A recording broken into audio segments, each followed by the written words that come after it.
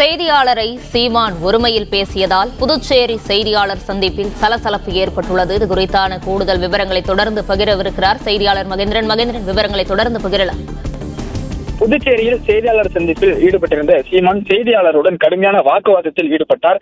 குறிப்பாக இந்த செய்தியாளருடன் கடுமையான வாக்குவாதத்தில் அவரை உரிமையில் திட்டி வாக்குவாதத்தில் ஈடுபட்டதால் அந்த செய்தியாளர் சந்திப்பில் சலசலப்பானது ஏற்பட்டிருக்கிறது.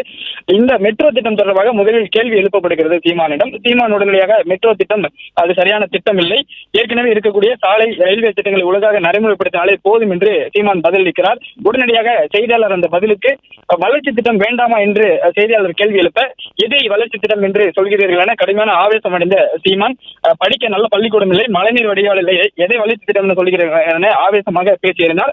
அதனைத் தொடர்ந்து மீண்டும் சீமானிடம் மற்றும் ஒரு கேள்வி எழுப்பப்படுகிறது. தேர்தல் ஆணையம் இந்த எஸ்ஐஆர் தொடர்பாக கேள்வி எழுப்பப்படும் போது தேர்தல் ஆணையம் சொல்வதை திமுக அரசு செயல்படுத்தி வருகிறது என சீமான் பதிலளித்தார். அப்போது குறுக்கிட்ட செய்தியாளர், தேர்தல் ஆணையம் சொல்வதை அரசு செய்துதானே ஆக வேண்டும் என சீமானிடம் கூறுகிறார். உடனடியாக கடுமையான ஆவேசத்துடன் எழக்கூடிய சீமான் செய்தியாளர் சந்திப்பிலிருந்து எழுந்து, உனக்கு என்ன பிரச்சனை, ஏன் இந்த மாதிரி தொடர்ந்து பேசிக் கொண்டே இருக்கிறார், நான் முதலிருந்து உன்னை பார்த்துக் கொண்டிருக்கிறேன், இது போன்றுதான் பேசிக் கொண்டிருக்கிறார் என்று செய்தியாளரை நோக்கி கடுமையான வார்த்தைகளால் ஒருமையில் பேசுகிறார். அதன் பிறகாக மீண்டும் செய்தியாளர் அடுத்தடுத்து சீமானிடம் கேள்விகளை முன்வைக்க, சீமான் மைக்கை எடுத்துக்கொண்டு வந்தால் என்ன பெரிய ஆளா அப்படி என்று கடும் சொற்களால் செய்தியாளரை நோக்கி கடுமையான வார்த்தைகளை பயன்படுத்தி அவரை பேசுகிறார். இதனால் செய்தியாளர் சந்திப்பில் கடுமையான சலசலப்பானது ஏற்படுகிறது.